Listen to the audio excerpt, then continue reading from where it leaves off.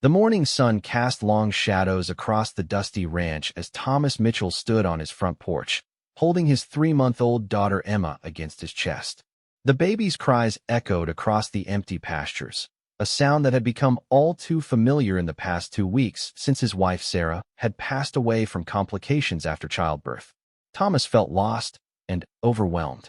He was a capable rancher who could handle cattle, fix fences, and manage hundreds of acres of land.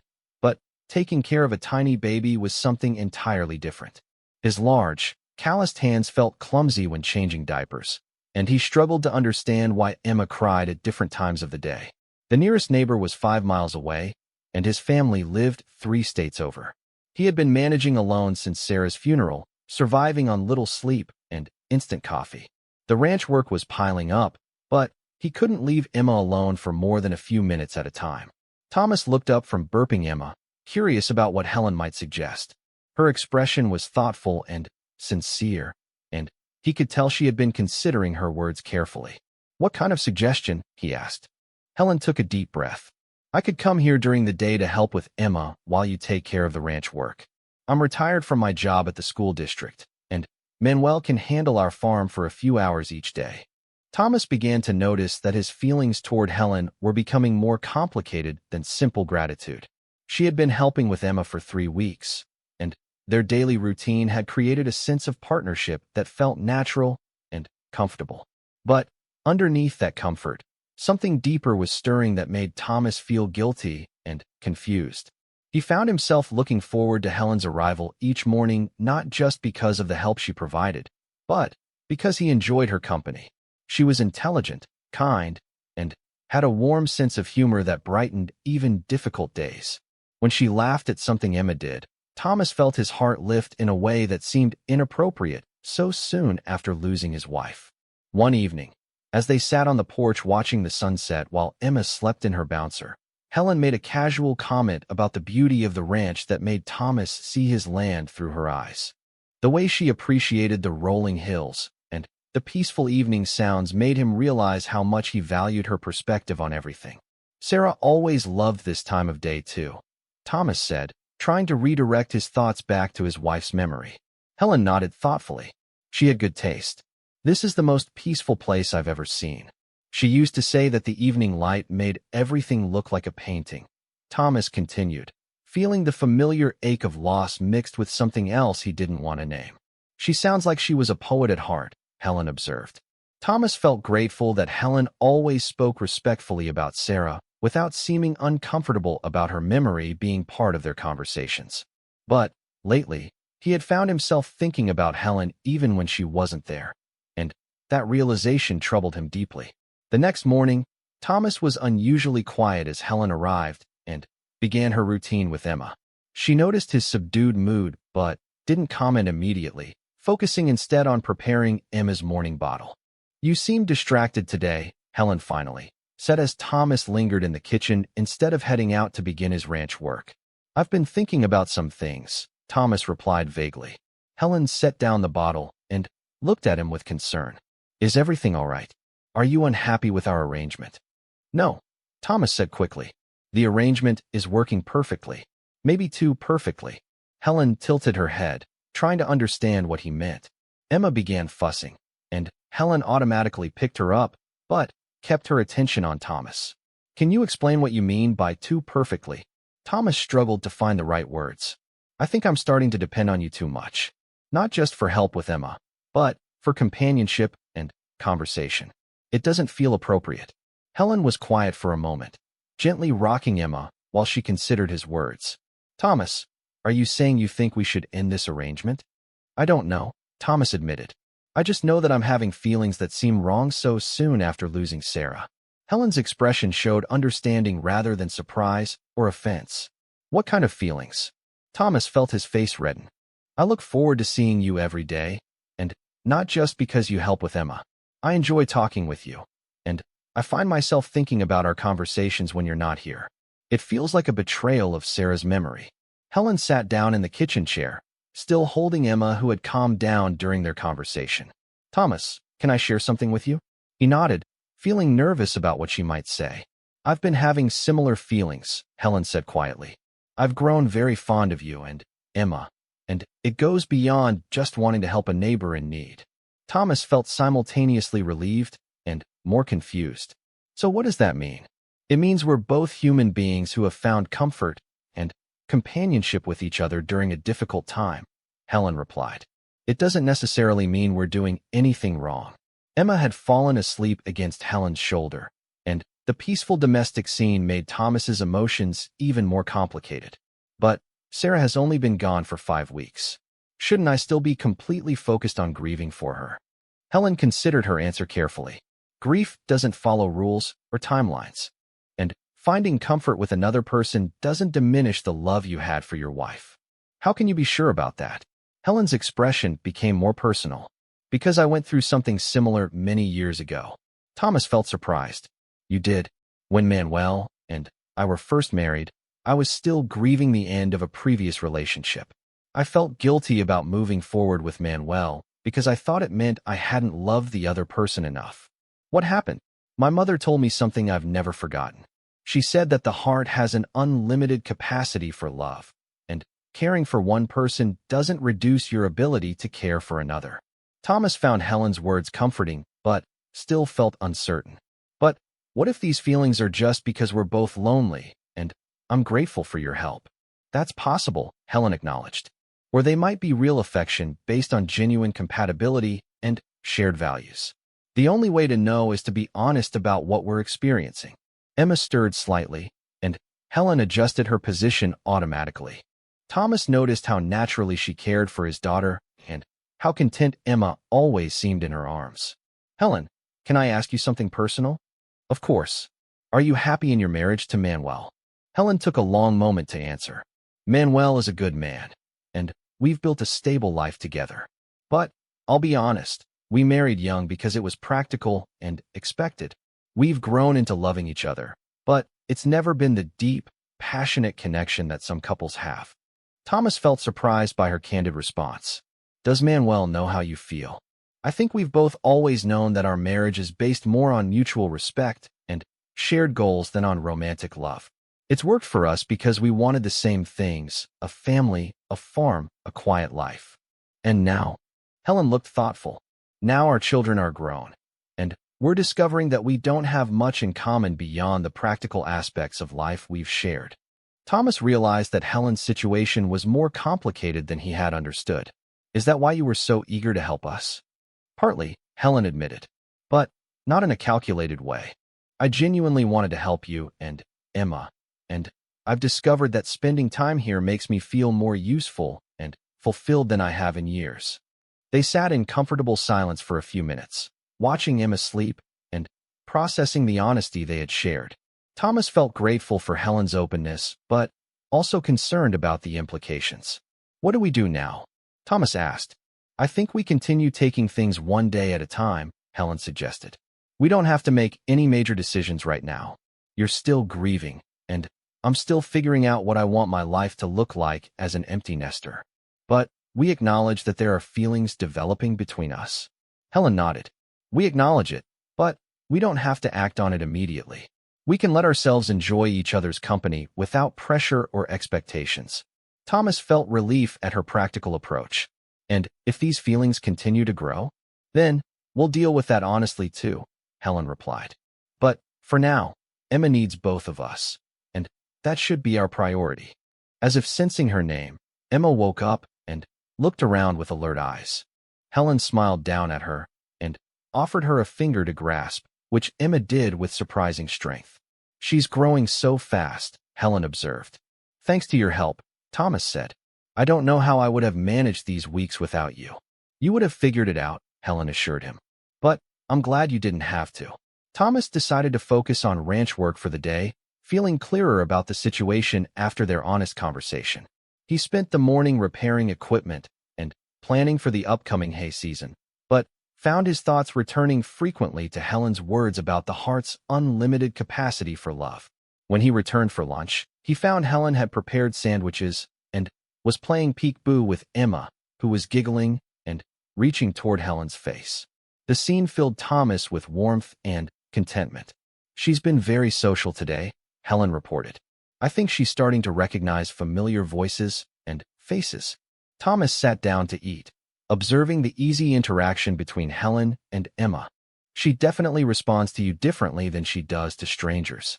Babies form attachments quickly when they feel safe and cared for, Helen explained. Emma knows she can trust me. And me? Thomas asked, suddenly, feeling insecure about his parenting abilities. You're her father, Helen said firmly. She loves you completely. But she also knows you're still learning, and sometimes that makes you tense. She responds to that energy. Thomas realized Helen was probably right. He had been so worried about making mistakes that he sometimes held Emma stiffly or hesitantly. Can you teach me how to be more relaxed with her? Helen's face lit up. I'd love to. Let me show you some techniques that might help. They spent the afternoon working together with Emma, with Helen demonstrating different ways to hold her, play with her, and respond to her cues. Thomas found himself learning not just about baby care, but about trusting his instincts and enjoying the moment instead of worrying about every detail. As evening approached, Manuel arrived to pick up Helen instead of her driving herself home. Thomas had met him briefly before but hadn't had a chance for a real conversation. Manuel was a quiet man with weathered hands and a reserved demeanor. He greeted Thomas politely and spent a few minutes admiring Emma, but Thomas sensed some tension in his interaction with Helen. Manuel, would you like to stay for dinner? Thomas offered. Helen made enough food for several people. Manuel glanced at Helen before answering. Thank you, but we should get home. I have some equipment to check before tomorrow. Thomas noticed that Helen looked slightly disappointed but didn't argue with her husband's decision. They gathered her things quickly, and the goodbyes felt more hurried than usual. After they left, Thomas felt unsettled by the brief interaction. He wondered if Manuel was becoming uncomfortable with the amount of time Helen spent at the ranch, or if he had sensed the developing feelings between Thomas and Helen. That evening, as Thomas fed Emma her final bottle of the day, he found himself thinking about the complexity of the situation. He was genuinely grateful for Helen's help and had grown to care for her deeply, but he didn't want to cause problems in her marriage or dishonor Sarah's memory. Emma finished her bottle and settled against his chest, and Thomas realized how much more confident he had become as a father. Helen's patient teaching had helped him trust himself and enjoy his time with Emma instead of constantly worrying. As he prepared for bed, Thomas made a decision. He would talk honestly with Helen about his concerns regarding Manuel and about the importance of not disrupting her family. Their friendship had become precious to him. Thomas felt surprised by the generous offer. Helen, that's incredibly kind, but I couldn't ask you to do that. You barely know me, and it would be such an imposition. You're not asking, Helen pointed out with a smile. I'm offering, and it wouldn't be an imposition if I'm volunteering. Emma released a satisfying burp, and Thomas adjusted her position so she could settle comfortably against his chest. He found himself considering Helen's offer seriously, even though part of him felt he should be able to manage on his own. I appreciate the offer more than you know, Thomas said slowly. But I don't know how I could repay you for something like that. Helen waved her hand dismissively. I'm not looking for payment. I'm looking for purpose. Do you know what it's like to spend 25 years raising children and then, suddenly, have an empty house? Thomas shook his head, realizing he hadn't considered her perspective. Manuel and I love each other dearly, Helen continued. But we've been rattling around in that house like two marbles in a jar. Our youngest moved out 3 years ago, and I've been struggling to find meaningful ways to fill my time.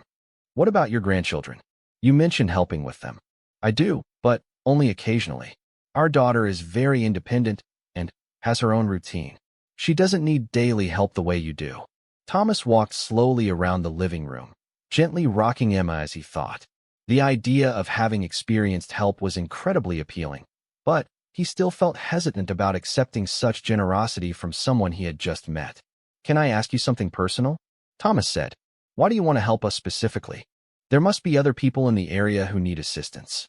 Helen considered the question seriously. There's something about your situation that reminds me of my own family's story.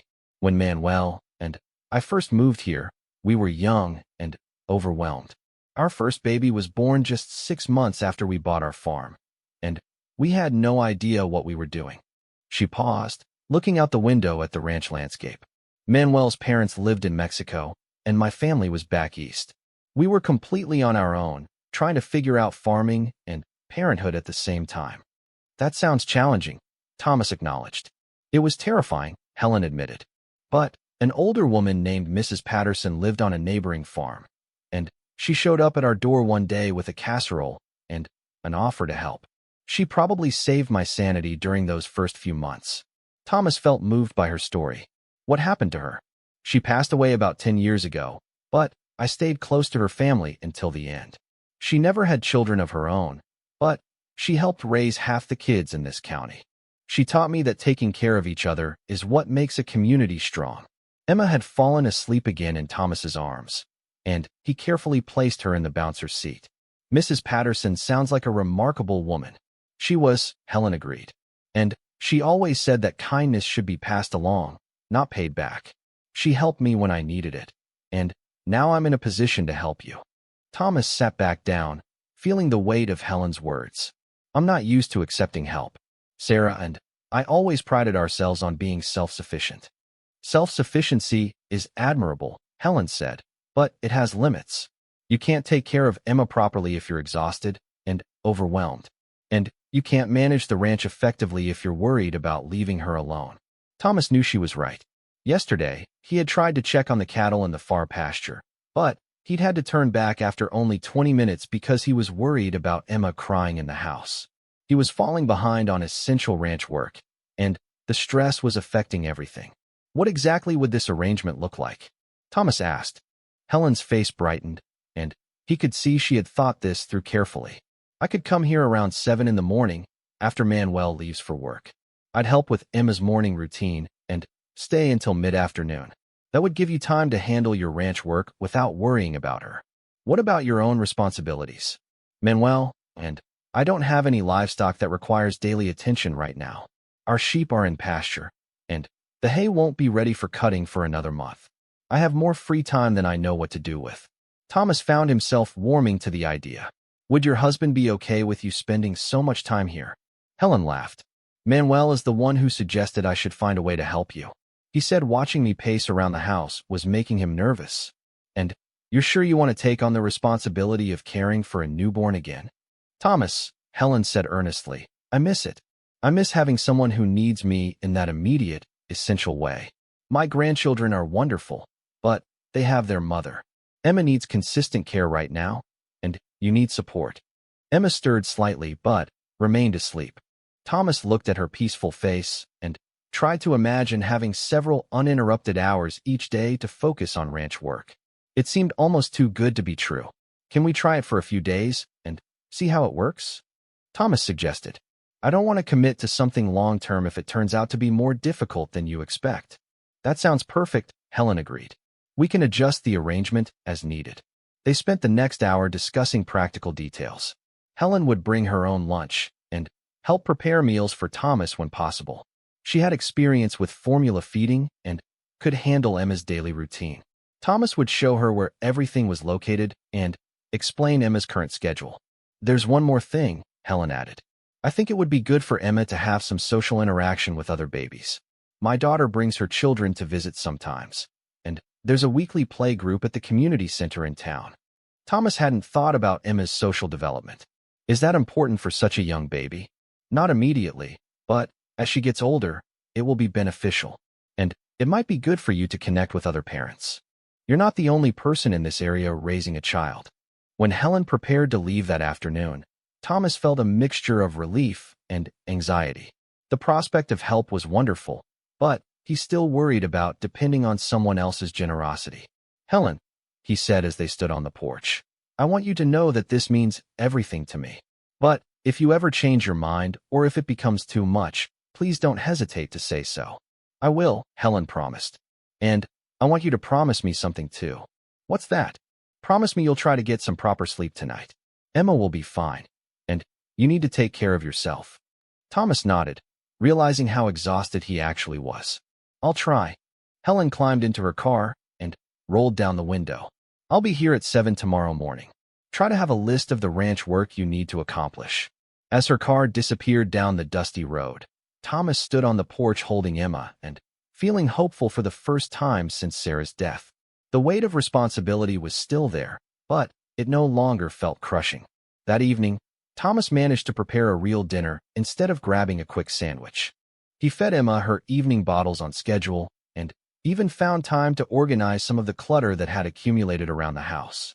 When he finally went to bed, Emma slept peacefully in the bassinet next to his bed. Thomas lay awake for a while, thinking about Helen's unexpected arrival and generous offer. It felt like a gift he didn't deserve, but he was learning to accept help gracefully. The next morning, Thomas was up early feeding Emma when he heard Helen's car coming up the road. He felt nervous about their first official day together, but also excited about the possibility of getting caught up on ranch work. Helen arrived promptly at 7 with a thermos of coffee and a bag that apparently contained baby supplies. She moved through the morning routine with Emma as if she had been doing it for years, freeing Thomas to focus on planning his day. "The cattle in the south pasture need checking," Thomas explained, "and I need to repair some fence posts that were damaged in last week's storm." "That sounds like a full day," Helen observed. "How long do you think you'll be gone?" "Probably until mid-afternoon if I can get everything done." Helen nodded confidently. "Emma and I will be fine. I brought some supplies for making vegetable soup, so you'll have a good dinner waiting when you get back." Thomas hesitated at the door, looking back at Helen holding Emma. "Are you sure you're comfortable with this?" "Thomas," Helen said firmly, "go take care of your ranch. We'll be here when you get back." For the first time in weeks, Thomas was able to work without constantly worrying about rushing back to the house. He checked on the cattle thoroughly, repaired the damaged fence posts, and even had time to service some equipment that had been neglected. When he returned to the house in late afternoon, he could smell vegetable soup cooking and heard Helen humming while she folded laundry. Emma was sleeping peacefully in her bouncer, and the house felt calm and organized. "How did everything go?" Thomas asked. "Wonderfully," Helen replied. "Emma had her bottles on schedule, took 2 good naps, and spent some time looking at the children's book I brought. She's such a sweet baby." Thomas felt amazed by how smoothly the day had gone. "And you're sure this wasn't too tiring for you?" Helen smiled broadly. "This was the most useful I've felt in months. Thank you for letting me help."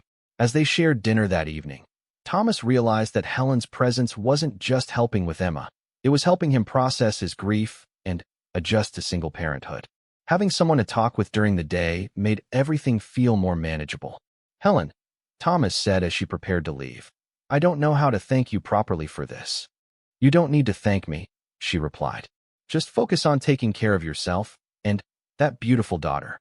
Emma needs you to be strong and healthy." Over the following days, a comfortable routine developed. Helen arrived each morning ready to care for Emma, allowing Thomas to focus on ranch work. In the evenings, they would share meals and conversation, creating a sense of family that Thomas hadn't realized he was missing. Emma began to thrive under Helen's experienced care. She was gaining weight, sleeping better, and seemed more content overall. Thomas found his confidence as a father growing as he watched Helen's patient, loving approach to childcare. But as the days passed, Thomas began to notice something unexpected developing. As Emma's cries grew louder, Thomas walked back and forth on the porch, gently bouncing her and humming an old country song his mother used to sing. The baby seemed inconsolable, and he wondered if something was wrong. Maybe she was sick, or maybe he wasn't feeding her properly. The weight of responsibility felt crushing. Just then, he heard the sound of a car engine coming up the long dirt road that led to his ranch. A cloud of dust followed behind a small blue sedan as it approached the house. Thomas squinted against the morning sun, trying to see who it could be. He wasn't expecting anyone, and visitors were rare out here in the remote countryside. The car pulled up near the house, and a woman stepped out. She appeared to be in her mid-40s, with graying brown hair pulled back in a simple ponytail, and wearing practical jeans and a plaid shirt. She moved with the confident stride of someone used to rural life, but Thomas didn't recognize her. Emma continued crying in his arms as the woman approached the porch steps. She looked up at him with kind eyes and a gentle expression that somehow put him at ease despite his confusion about who she was. "Excuse me," she called out over the baby's cries. "Are you Thomas Mitchell?" "Yes, that's me," he replied, still bouncing Emma gently. Can I help you with something? The woman climbed the porch steps slowly, her eyes focused on the crying baby. My name is Helen Garcia. I live about 15 miles south of here, near Cedar Creek. I heard about your wife's passing, and I wanted to come check on you and the baby. Thomas felt a mix of gratitude and embarrassment. News traveled slowly in rural areas, but it always seemed to reach everyone eventually. That's very kind of you, Mrs. Garcia. I'm managing okay, though this little one seems to have other ideas. Helen's expression showed understanding and concern. May I ask how long it's been since she last ate? Thomas thought for a moment, realizing he had lost track of time. I think about 3 hours ago, maybe 4. The days and nights are all blending together. And, have you burped her recently? Helen asked gently. Thomas looked down at Emma, feeling foolish. I fed her and changed her diaper, but I might have forgotten about burping her. Without being asked, Helen extended her arms. Would you mind if I tried? I raised 4 children and helped with many grandchildren. Sometimes babies just need a different touch. Thomas hesitated for only a moment before carefully transferring Emma to Helen's arms. The older woman immediately adjusted her hold, positioning the baby against her shoulder, and began patting her back with practiced motions. Within minutes, Emma released a small burp, and her crying began to subside. Helen continued the gentle patting and started humming a soft melody. Thomas watched in amazement as his daughter gradually calmed down, her cries turning to small whimpers and then to peaceful breathing. How did you do that? Thomas asked, genuinely amazed. Helen smiled warmly. Experience, mostly. And sometimes babies just need to feel secure. She's been missing her mother's presence. And she can sense your stress too. Babies are very sensitive to the emotions around them. Thomas felt his shoulders relax for the first time in days. I've been worried that I'm not doing things right. Everything feels so difficult. And I keep thinking Sarah would have known exactly what to do. Grief makes everything harder, Helen said softly, still holding Emma, who had now fallen asleep against her shoulder. And taking care of a newborn is overwhelming even under the best circumstances. You're doing better than you think. They stood in comfortable silence for a moment, listening to the peaceful sounds of the countryside and Emma's gentle breathing. Thomas noticed that Helen seemed completely at ease with the baby, her movements natural and confident. Mrs. Garcia, Thomas began, I don't want to impose, but would you like to come inside for some coffee? I'd like to hear more about how you knew about Sarah and me. Helen nodded. I'd like that. And please, call me Helen. Thomas opened the front door and led the way into the modest ranch house. The living room showed signs of a man trying to manage on his own. Baby bottles and blankets were scattered around, and a basket of unfolded laundry sat on the couch. Helen didn't seem to notice or judge the mild chaos. I'll put on some coffee, Thomas offered, but Helen gestured for him to sit down. Let me do that. You look like you could use a few minutes to rest while Emma is sleeping. Thomas wanted to protest, but he was exhausted. He sank into his favorite armchair and watched as Helen expertly juggled, holding the sleeping baby while moving around the kitchen. She seemed to intuitively know where things were located. Your wife set up this kitchen very efficiently, Helen commented as she prepared the coffee. I can tell she was a practical woman. She was, Thomas replied, his voice thick with emotion. Sarah could manage anything. The ranch, the house, the finances. I don't know how she made it all look so easy. Helen returned with 2 cups of coffee and carefully transferred the still sleeping Emma back to Thomas. The baby barely stirred during the transition, and Thomas marveled at how peaceful she looked. Sarah sounds like she was a remarkable woman, Helen said, settling into the chair across from him. How long were you married? 8 years, Thomas replied. We met when she came to work at the feed store in town. She was studying agriculture at the state university and working part-time. I used to find excuses to go to that feed store twice a week just to talk to her. Helen smiled. And she eventually agreed to give you a chance? Took me 6 months to work up the courage to ask her out. Thomas chuckled softly. She said later that she was wondering what was taking me so long. We were married 2 years after we met, and she moved out here to the ranch. She loved this place as much as I do. What about family? Do you have anyone who can help with Emma? Thomas shook his head. My parents passed away several years ago, and my sister lives in California with her own family.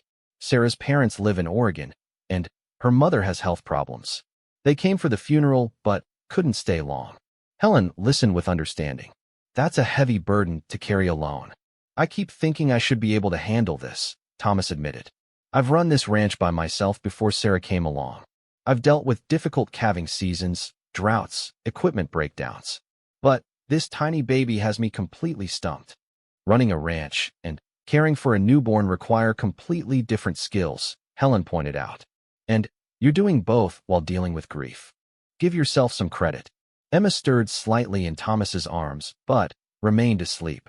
He looked down at her peaceful face and felt a rush of love mixed with fear. I'm terrified I'm going to mess this up somehow. She deserves better than a father who doesn't know what he's doing. Every new parent feels that way, Helen assured him. The fact that you're worried about doing right by her shows that you care deeply. That's the most important thing. Thomas took a sip of his coffee, realizing it was the first decent cup he'd had in days. Helen, can I ask how you heard about Sarah? We're pretty isolated out here. Helen set down her cup and met his eyes.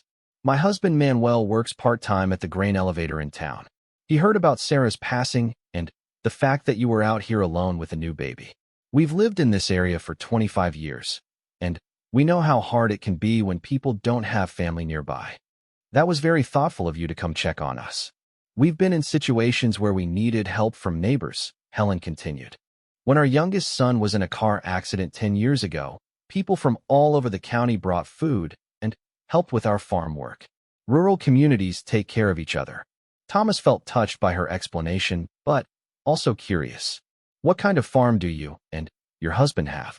We raise sheep and grow hay, Helen explained. It's smaller than your cattle operation, but it keeps us busy. All 4 of our children are grown now, so it's just Manuel and me. Our youngest daughter lives about an hour away with her 2 children, and I help with babysitting sometimes. So you're experienced with babies? Helen laughed softly. More than I sometimes want to be. Between our own children and grandchildren, I've probably changed thousands of diapers and walked miles pacing with crying babies. Emma began to stir again, making small sounds that Thomas had learned usually preceded a full crying session. He started to feel anxious, but Helen remained calm. She's probably getting hungry again, Helen observed. How often has she been eating? Every 3 or 4 hours, Thomas replied. Sometimes more often. That sounds about right for a baby her age. Do you have bottles prepared? Thomas gestured toward the kitchen. I made several this morning, but I'm never sure if I'm mixing the formula correctly. Helen stood up. Why don't I watch while you prepare her bottle? I can offer some suggestions if needed. Thomas carefully laid Emma in her bouncer seat and went to the kitchen. Helen followed and observed as he mixed the formula powder with water, measuring carefully. You're doing that correctly, she noted. Have you been warming the bottles? Sometimes, Thomas admitted. Sarah always warmed them, but I wasn't sure if it was necessary. Babies usually prefer warm milk, and it can help with digestion, Helen explained. You can warm the bottle in a pot of warm water or run it under warm tap water. Just test a few drops on your wrist to make sure it's not too hot. Thomas warmed the bottle as Helen suggested and tested the temperature. Emma's fussing was becoming more insistent, so he picked her up and offered her the bottle. She latched on immediately and began eating eagerly. Look at that, Helen said with approval. She trusts you completely. Thomas felt a surge of confidence as he watched Emma drink. She seems so fragile sometimes, but then she shows how strong she is. Babies are more resilient than people think, Helen assured him. And she's fortunate to have a father who cares so much about getting things right. As Emma continued eating, Helen looked around the kitchen and living area. Thomas, I hope you don't mind me asking, but when was the last time you had a proper meal? Thomas thought about it and realized he had been surviving mostly on coffee, sandwiches, and whatever simple food he could prepare quickly. I honestly can't remember. I've been focused on making sure Emma has everything she needs. You need to take care of yourself too, Helen said firmly but kindly. Emma needs a healthy, well-fed father. I know you're right, Thomas admitted. But finding time to cook seems impossible. Helen was quiet for a moment, and Thomas could see her thinking about something. Emma finished her bottle, and Thomas automatically lifted her to his shoulder to burp her, remembering Helen's earlier demonstration. "Thomas," Helen said finally, "I have a suggestion, and I want you to think about it before you answer."